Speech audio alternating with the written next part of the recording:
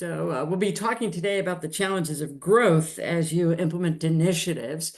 This agenda is part of our overall workshop series on supporting you as innovators who want to make lasting change that improves lives.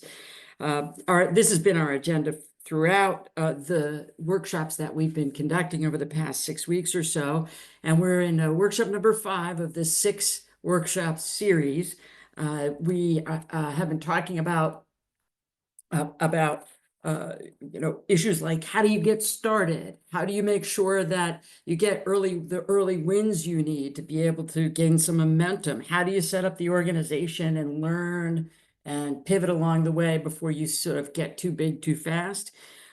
Last time when we were talking about learning and pivoting, there were quite a few really great questions, and we didn't have time for them. And our fearless leader, Agata, very sensibly and generously suggested we get started today by thinking about what some of those questions are. And I'm going to do that by, I picked out 4 questions from last time that were sort of representative of the entire set. I'm going to use that to review briefly what we have been talking about regarding learning, and then set us up to talk a little bit about growth, which is our central topic for today. There's a lot of material here and a lot of really interesting ideas that you raised last time in your questions. So it'll be a packed session here that we have for the next hour, but I am going to try to leave a little room for questions. So please do put them in the chat as we work through this. We'll be back on May 27th. That's May 27th, a little bit less than 2 weeks from now, to talk about the challenge of really amplifying scale. And I hope you all join us for that. And we'll talk also on May 27th about some plans we have for September. So please join us then. So one of the questions that we had from last time that came up was, how do you retain staff with practical skills and organizational memory who are unable to adapt to a new technology? And nursing is a great example. So thanks to whoever asked this question here. So to get into this, I want to remind you a little bit about what we had been talking about last time. So the question about skilled nursing, retaining skilled nurses, is framed here against this issue. Oh my goodness, excuse me. This issue of the implications, especially of implementing AI for either workflow redesign or strategic innovation or structural innovation. You remember that workflow redesign, will deliver a 10 to 20% productivity gain. You're looking for 12 months deployment. There's really no change in the nature of the workflow. An example of workflow redesign would be, automating the searches that you have to do through manuals, or automating email responses in first draft so that you can be faster at replying to people. Workflow redesign is really about doing the work that's already on your desk more effectively. Strategic innovation, here what we're doing is looking for a 200 to 500% productivity gain. Can take longer to implement, 2 years, 3 years, sometimes even as much as 10 years. And what you're doing here is you're extending the existing workflows to try to, really amplify the benefits to the organization. The changes are still within individual units, and we'll talk about this in nursing in just a second, but an example of workflow redesign in nursing is going to be that you automate the recording of the patient's vital statistics using AI. Strategic innovation, by contrast, would be you have the AI actually taking the information down without a nurse's involvement. So you have, the vital statistics of the patient in a hospital, say, being recorded automatically onto the patient's chart without a nurse actually intervening. That would be an example of strategic innovation. And we'll talk about the differences between workflow redesign and strategic innovation in terms of how you take additional risks when you do strategic innovation. You compromise a little bit potentially on a nurse's awareness of potentially an adverse event going on with the patient. But because the productivity gains and the information that you get from automatic recording, because the benefits of that are so great, it's worth it. It's determined that it's worth it, and that may be implemented. Structural innovation, you're looking for a massive productivity gain, 300% or more. Sometimes it can take 5 years to actually accomplish structural innovation on the right-hand side.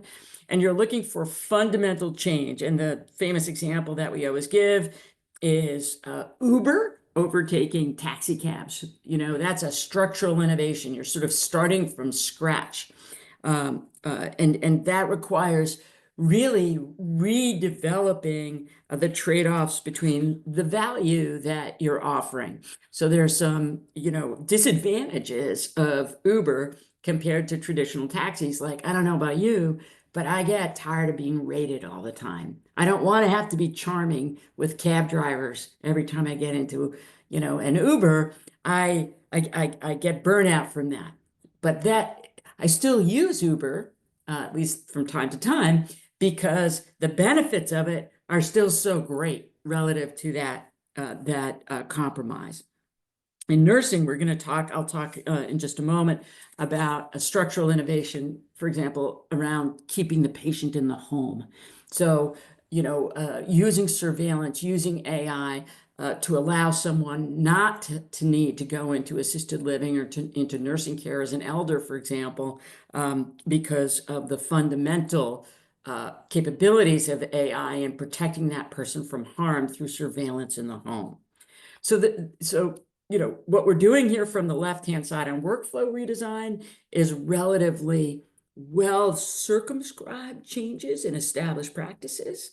Strategic innovation is some compromises, but they're still within the scope of what's understandable in an established organization, sometimes leads to real growth. And then structural innovation is you're sort of redesigning the entire organizational unit. In nursing, there are, and in healthcare more generally, there are examples of a lot of conversations around the consequences of this. So even around workflow redesign, there sometimes can be real impacts. You're trying to retain settled arrangements on trade-offs between different outcomes. So for example, you know, the efficiency gains that may come from automating first drafts of reports you have to write, or of emails you have to send, or of research you have to do, the efficiency gains may be enormous. And the challenge is, how do you not sacrifice the quality of your work? Or, if you're using AI, let's say, to analyze,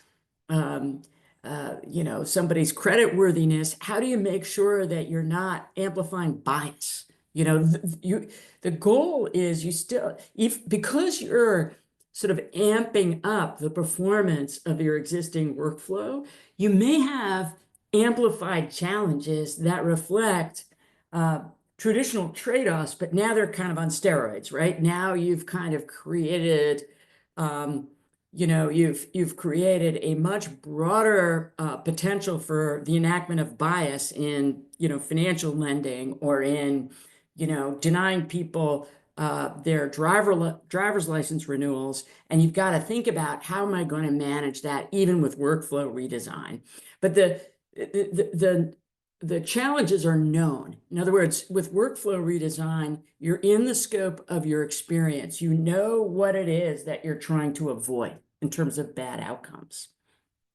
With strategic innovation, you're making marginal compromises. So you're giving up a little bit of performance in order to get a lot of benefits. So you're giving up a little bit of privacy to get a lot more safety, or you're giving up a little bit of quality to get a lot more efficiency. You can handle these within an organizational unit because the change is not so fundamental that it can't be understood. But there's work here to do to try to deal with this. And then on the right-hand side, there's such a fundamental change in the way that you're doing the work you're doing. They have to really reconsider trade-offs from the ground up. You know, you really need expertise to even discern what some of these trade-offs are initially. When Uber was first introduced, everybody was worried about the contention on the roads and the pollution impacts and the safety of drivers and the safety of riders. And we needed to work on all of those kinds of trade-offs before we became comfortable with that kind of an approach. In government, the Department of Homeland Security took over airport security right after 9/11. The question was, what are some of the trade-offs associated with having a different type of process at the airport or at the city level in Boston, where many of us call home? We had a big project called the Big Dig, which was managed outside Boston Public Works because it involved an entire restructuring of the downtown core's major highway. And that was outside the scope of what the public works agencies in Boston were accustomed to dealing with on a day-to-day basis. And so you needed new expertise to be able to deal with that. So let me go back now to nursing. What does this mean for nursing? Under workflow redesign, what we're trying to do is think of using AI to draft nursing reports. We're trying to prevent errors through extensive documentation of vital patient statistics on an AI-driven schedule here, and the implications of that are that some nurses are going to be freed up to do higher priority activities. So if you ask me, what are the implications of a technology for workflow redesign around this kind of recording of patient statistics, this might be good news for nurses that are overworked and need to be able to, be freed up in order to be able to spend more time on more important patient-centered activities. For strategic innovation, let's imagine that, in a particular hospital, say that there's a policy decision to let patients sleep through the night without a nurse visit and to allow AI to assess their vitals and record that and send it to the nurse's station. And that improves patient experience because it allows them to sleep without interruption. Anybody who's been in a hospital where the lights are all turned on all night and the nurses are coming in hourly to take your vital statistics knows that it is, deeply disruptive of your sleep patterns. What if we could turn off the lights and allow patients to sleep more soundly and still measure using machine-driven documentation technology? What are the implications of that for nursing? Well, you're losing some personal touch there. You may need to activate some new capabilities at the nursing stations on how to read these reports as they're driven and how to make good decisions about whether or not to visit a patient in the room based on the information that's obtained. There may be a little bit of a redesign around protocols. Ultimately, there may be less of a need for nurses on night shifts as a result of this. And whether that's good news or bad news may depend on the context. Some nurses may be laid off, other nurses may be redistributed to daytime activities. So, there's a redistributional consequence, whether that's good news or bad news, is something that has to be understood in context. On the structural side, let's suppose we go for an innovation that involves keeping patients at home under AI surveillance. In nursing, what would that mean? It would mean that we have to really rethink the nature of nursing through remote surveillance of patient information that's being conveyed through, camera systems and patient vitals assessments and all sorts of other kind of analytics that could be structured and sent to nurses that are at remote facilities. What are the implications of that? Well, you would need to do a lot of retraining of nurses in order to make them effective at making patient-centered decisions under those kinds of conditions. And ultimately, there may be less need for conventional kinds of nursing services in exchange for more technology-enabled services. And what I've just said is summarized on the slides that will be available to you. And here are those particular ideas. So what does this mean, coming back to the original question about the retention and redeployment of nurses?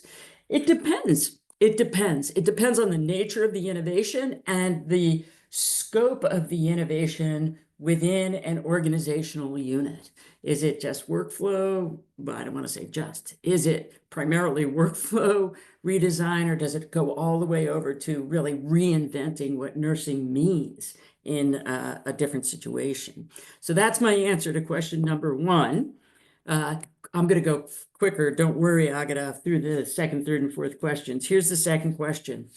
Someone asked for examples of innovation projects using AI undertaken by government or government agencies. And another sort of point that the person put into the chat was, how do we think about ethical concerns and financial constraints as ingredients in those innovation projects, and how can you balance those successfully? And what about when there's a union? You know, how do we think about union representation of staff in these situations? So, you know, here's some examples. The person asked for some examples. Here's a couple of them.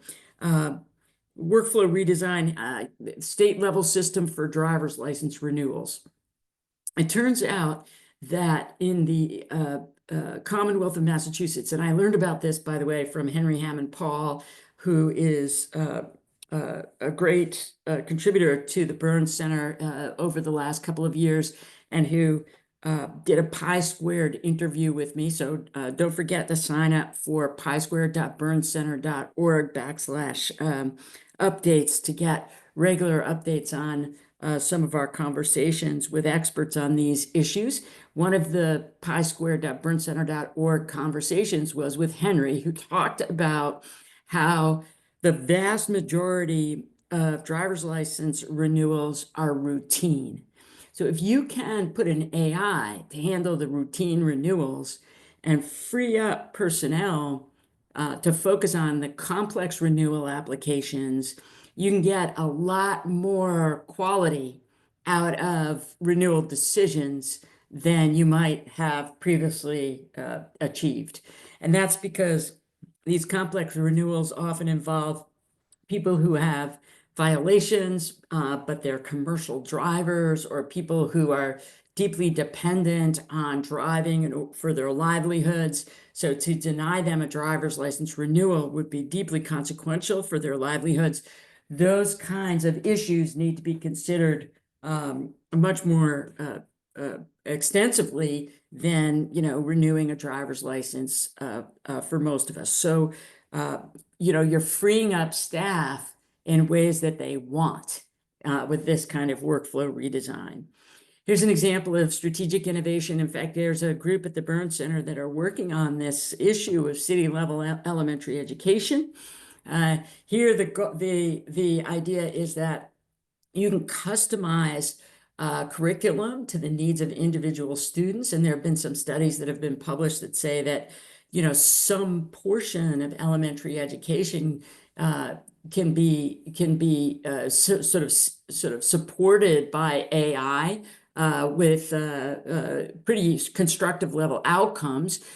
Students can pursue the supports they need under some systems. But now, you know, when you do this, we need to make sure that these students are, you know, still achieving a basic level of knowledge that's appropriate according to statutory requirements for their grade levels. So, you know, you're using AI to provide some level of education, and that allows teachers and others to refocus on students with specialized needs. That at the same time, they have to have these, what I'm calling guardrails in place to assure that they understand whether or not every student is adhering to statutory requirements in terms of their exposure to basic material. So there's a complication there, a compromise there that needs to be managed and measured and understood. So here's an example of structural innovation in government, federal cybersecurity surveillance and response. And here I'm thinking about the Canadian system. There was the creation of a new unit with specialized personnel. There was no redeployment of the RCMP personnel in order to do this. This was a new agency that was created within the scope of the federal government in Canada to accomplish this. And this is kind of structural innovation creates kind of, the demands for an innovation system where we start to understand, how do we want to manage the federal response to cybersecurity? What are some of the risks? What are some of the dangers?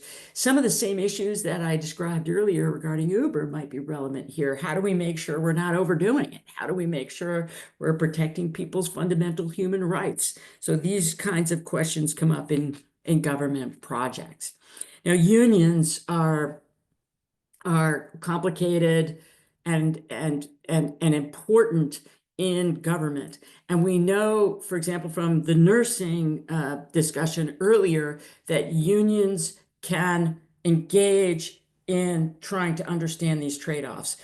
Union representatives and unions much more generally will seek to have a voice in decisions about how different types of risks and compromises and problems are arising through the implementation of AI, for example, or any innovative technology in organizational life. They'll want to engage and they'll want to be represent the union's members' interests in seeking solutions to some of the problems that I've described. And so they're critical in stakeholders in these domains. So a third question that from last time that came up is to think of the writer asked us to think of the difference between the private sector and the public sector's goals. And the person wrote, I think public sector exists to protect people and their rights. What is efficient is not often equitable, the person wrote. This brings up an important point, which we covered on day one of our workshops, which is that the deployment of a project in either the public or the private sector should follow the problem.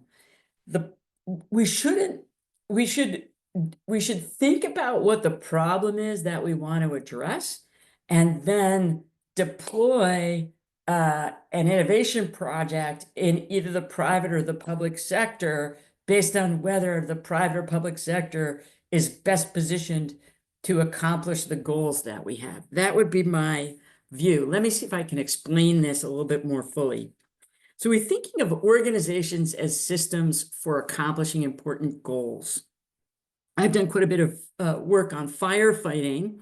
Let me give you an example of the ways in which firefighting organizations have settled routines for dealing with an important trade-off. So in firefighting, it's not controversial generally for firefighters to put their lives at risk in order to save civilian life. What is more controversial and needs to be managed, and we have some settled routines to do this, is the deployment of firefighters at risk of casualties to save property. So it's very difficult to convey fully the ask of a firefighter when we expect that person to run into a burning building just to save the property, knowing that there's no human life at risk or any life at risk. We have settled routines in firefighting, protocols, insurance systems, decision-making hierarchies that have been designed and fine-tuned and developed over years in consultation with unions for sure, to come up with a set of guidelines on when firefighters would be expected to save property, even at risk of their own injury or, God forbid, death. So the organizations become places where these negotiations get settled into routines, and protocols and, ways of doing things. You can think of this as workflows. The workflows reflect decades-long conversations on how to preserve firefighter safety maximally in situations like what I'm describing. The advantage of having done that is that incident by incident, when something happens, you don't have to have that entire conversation from scratch every time. You can deploy a firefighter according to the protocol in the situation relatively quickly, knowing what the scene has delivered in terms of risk.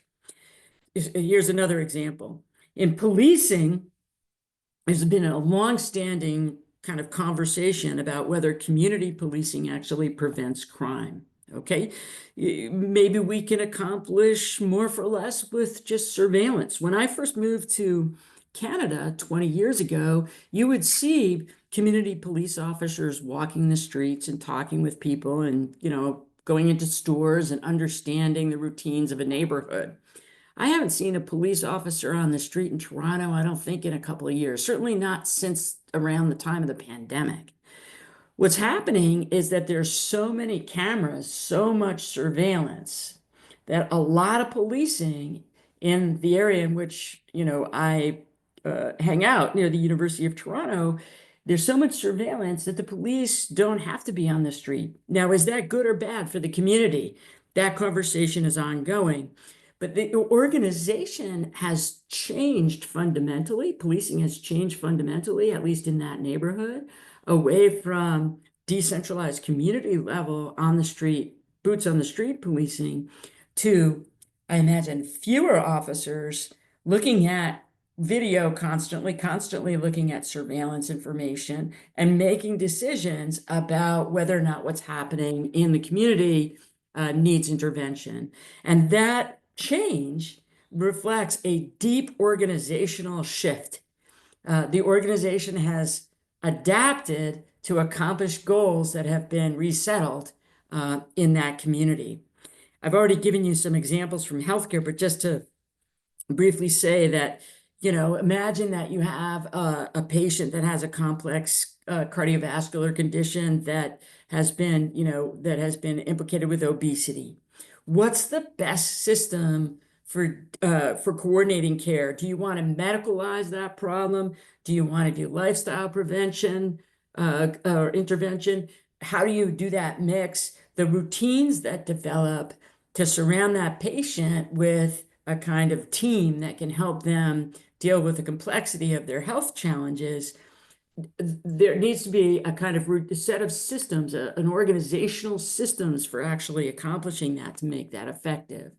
So what I'm saying here is that you're choosing the organizational design to accomplish goals that may be in tension with each other.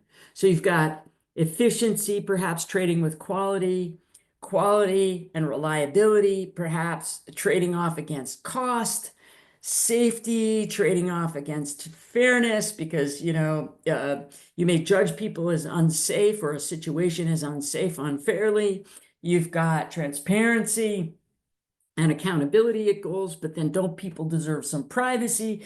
These trade-offs have to get vetted into the organization. So if we come back to the fundamental question of whether or not public organizations preserve equity at the expense of efficiency, you're touching on whether public or private organizations are better suited to deal with certain kinds of problems.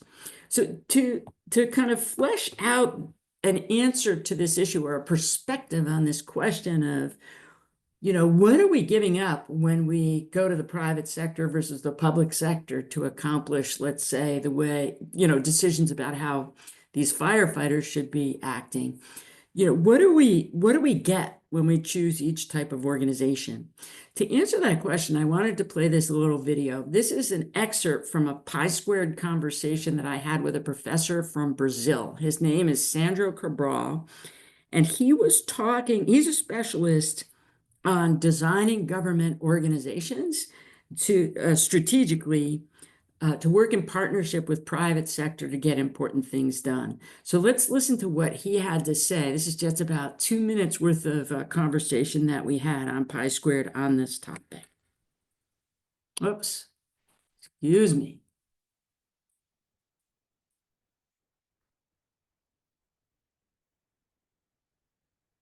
Companies that want to pursue social impact, that want to do things that are for the public good, why is it so difficult for them to collaborate, especially over the medium and long term, with governments in doing and accomplishing innovation at the frontier? What are the barriers to working across that public-private boundary?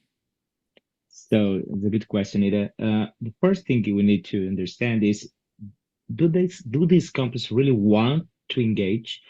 Do these companies really want to innovate, or are they more concerned with, well, let's say, painting a portrait that, oh, we are good, we are taking care of all this stuff about the greenwashing, all those losses we have. But let's suppose that those companies are really interested in innovate, making money while generating social benefit. Let's suppose that that's the case. If that's the case, I think one major barrier is to how to reconcile the logic of companies with the logic of government, especially reconciling flexibility, the necessary flexibility that innovation requires to experiencing, to make try and error, and to reconcile this flexibility with the accountability rules, the rigid accountability rules in the government. So, uh, government is government is well, at least in democratic societies, at least in democratic societies, governments are surrounded by several pressures for accountability rules from watchdog agencies that become empowered in the past 20, 30 years. And sometimes those rigid rules that we need to have in order to preserve accountability, they conflict with the necessary flexibility. You are So whether a problem should be addressed through government or a public sector versus corporations, it really depends on what is going to be helpful for settling these organizational trade-offs. Is it going to be transparency, accountability, and stability?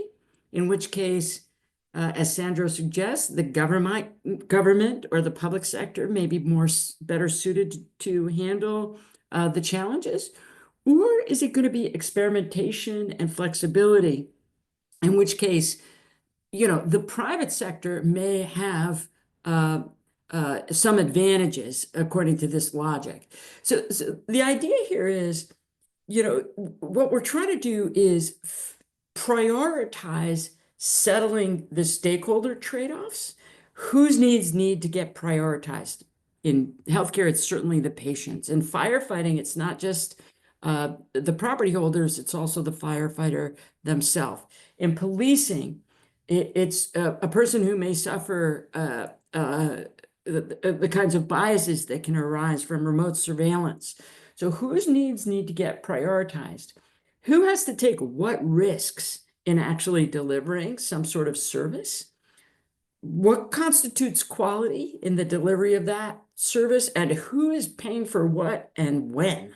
So once we decide what's acceptable in our culture, in our organizational framework, then we can think about when we want to involve the public sector and private sector in implementing some of those solutions. So if you ask me, think of the difference between the private sector and the public sector in terms of goals, I actually would say that both the private and public sectors should be protecting people, and both the public and private sector should be protecting their rights. Both the private and the public sector will be pursuing efficiency. And what's challenging is figuring out how to design organizational systems so that they how to design these organizational systems so that they they're fully vetted with regard to any conflict between efficiency and equitability. So a couple of examples here on the driver's license renewals. What's efficient for you may not be fair for me if I'm denied a driver's license. So if the driver's license renewal system rejects my application using AI and says, Anita, you don't get a renewal, that may be super efficient, but I don't like that outcome. Now, you may like it. What's efficient for you may be to deny me a driver's license. Let's say I have 10,000 tickets, but the question is, what's fair and how much of a voice should I have in making the case that I should be renewed? We have to come to some agreement as a society, as a community about that, and then implement a process that reflects that conversation. In elementary education, there was a story on the news just today that a child, I believe it was in New Hampshire, kept getting timeouts at school, and one of the parents, complained that the child was perhaps a special needs child, and that what was happening was that the student's behavioral concerns needed to be addressed in a different way. The school pursued the parent, I believe, for inappropriate behavior, might have even been harassment. So you get these different constituents: the parent, the child, the teachers in conflict. We don't have a shared understanding of how those different needs need to be managed in tension with each other. Similarly, what's efficient on a Monday? I want to make my students have a rigorous tests and rigorous learning on Monday. It may be too demanding for them on Friday. So this question of efficiency versus these other goals, very idiosyncratic, it's very context specific, and it doesn't map directly to whether or not public or private is the appropriate way to deliver service. Same thing on cybersecurity. What's equity for you may be inequitable for me. I'd like you surveilling. I don't want you surveilling me when I'm, exhausted after a run.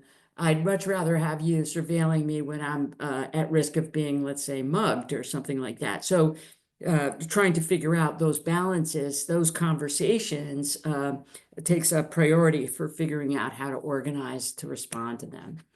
The two major questions that this example raises that I want to come back to as we start to talk a little bit about their implications, especially for growth, is which stakeholders are out and which stakeholders are in a particular system. So if we've got uh, uh, a group of stakeholders, which ones are we actually going to try to create value for through some sort of intervention? How are we going to pick them?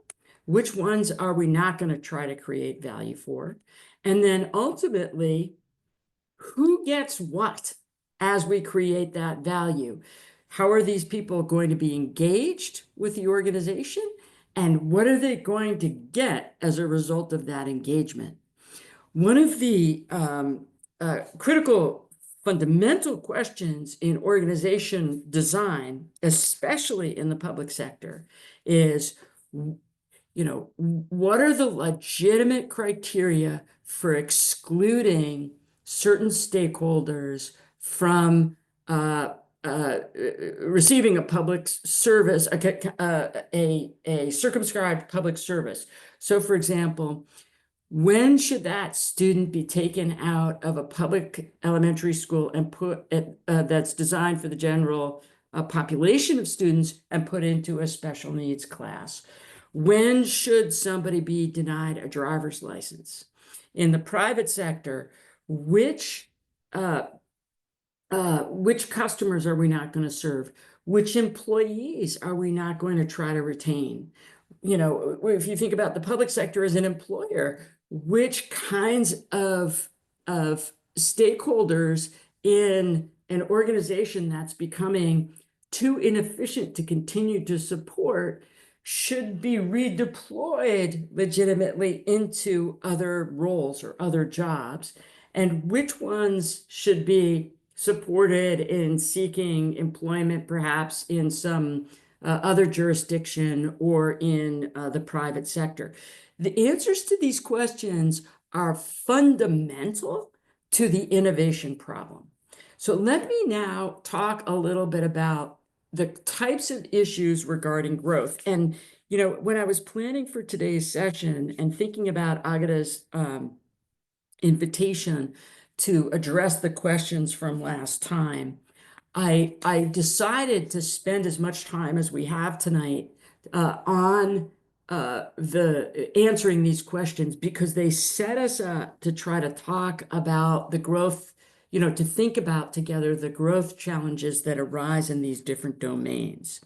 So let's think about uh, the kinds of issues that are raised by workflow redesign. So here you're amping up performance on something familiar like volumes or efficiency, and typically that will free up resources and capabilities. With strategic innovation, we're looking for big productivity gains, but they're going to be lopsided toward one or more elements of performance. And we get expanding compromises that are going to put more and more stress on the organization over time. And with structural innovation, there's this reshuffling of who's in and who's out, who's enfranchised as a stakeholder. And now we got to make all these other trade-offs and try to think about how to design an organization effectively to deal with them. So with workflow redesign, think of nursing.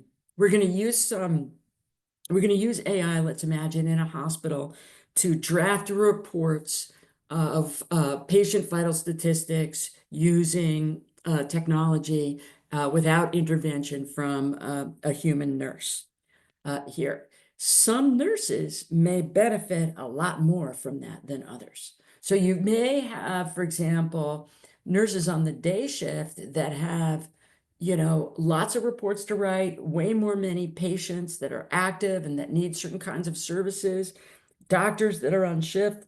Those nurses may benefit more than nurses on the night shift on the margin who are not trying to orchestrate a lot of patient-physician interactions at the same time as they take up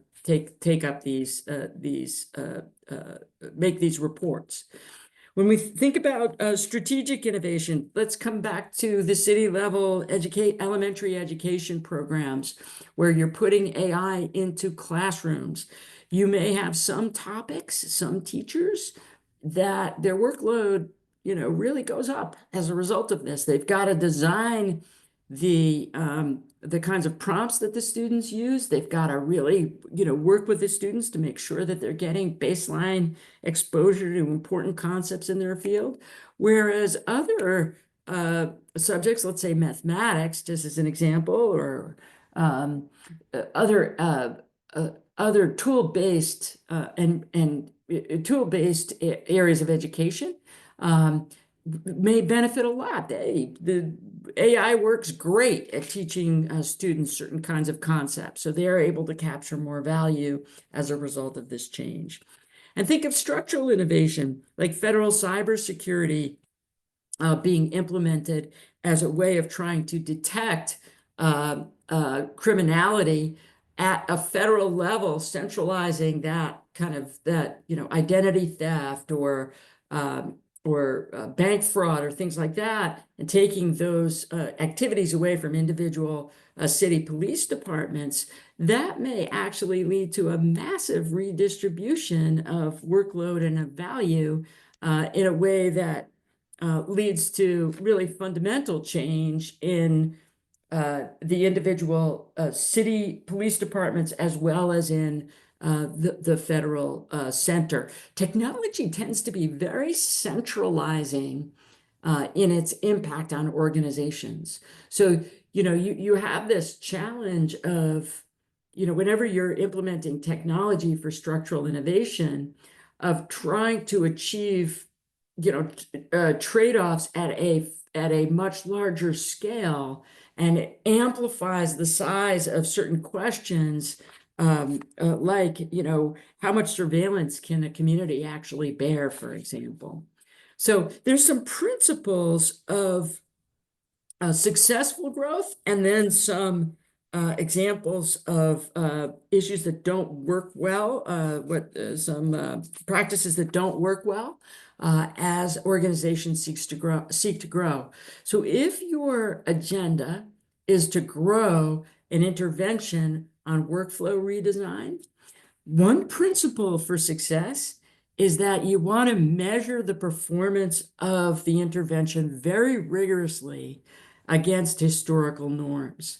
Where are we performing better than we ever have at assessing patient vital statistics uh, quickly and efficiently? Where are we missing things, in the provision of nursing care because the nurse doesn't actually take these statistics directly? What resources have been freed up? What capabilities have been freed up? What are the new uses that they've been put in? Measuring these is critically important to understanding how to amplify the positive effects of a workflow redesign through, for example, AI. On the strategic innovation side, we want to understand the compromises very fully and plan for nonlinearity towards unaccepted outcomes. So let's say that the firefighters union says that, or a nursing union, or any union in government says, we will allow for the patients, either in firefighting, we will allow for the deployment of firefighters into situations where fire risk has been identified using AI and remote surveillance technology and sensing technology, but only up to a limit. We're not going to ask a single firefighter to get into an at-risk situation more than sort of 3 times a day, or to have to respond to an AI-generated call where there's a significant risk that that person's safety is at stake without intervention by a chief. The union may say that, and those kinds of interventions have to be respected very deeply. We have to understand where the trade-offs are going to arise, and we have to build in management systems for addressing those kinds of concerns very thoughtfully and carefully, and with a deep expression of understanding for what some of the problems may be.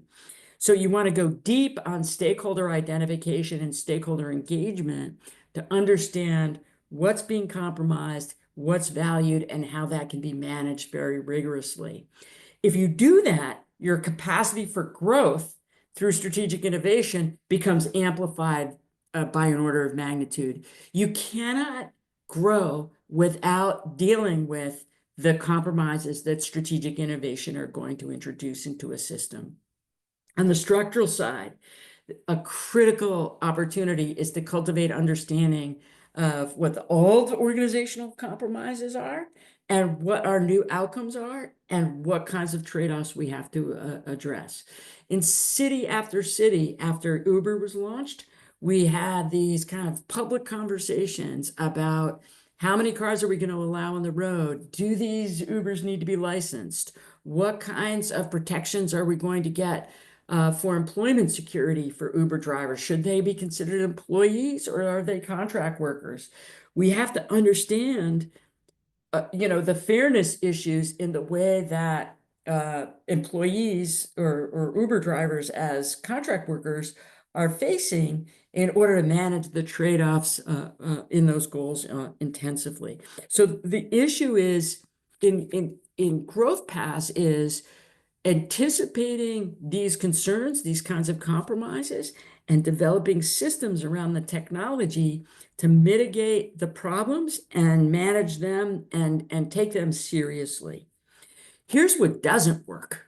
On workflow redesign, leaving freed up resources fallow. I got to tell you, every time we automate something at the university and we see somebody sitting at their desk reading a paperback book, or playing video games on their computer, I think, oh my gosh, What is the conversation that we're not having about what that person's expertise is and how it could be redeployed to something that, is going to improve student experience or, make the university better somehow? What doesn't work for strategic innovation is to deny that there are compromises, to claim that, that the benefits are just so great, we shouldn't even talk about who's suffering as a result of this change. That doesn't work.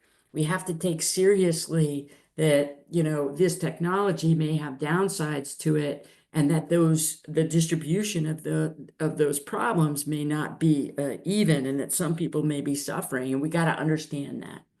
What the problems are on structural innovation is to expect everybody to gravitate to the new system. Not everybody likes Uber.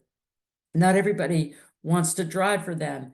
Not everybody, instead of driving a taxi. We can't expect, you know, systems that privilege new kinds of outcomes to be universally accepted.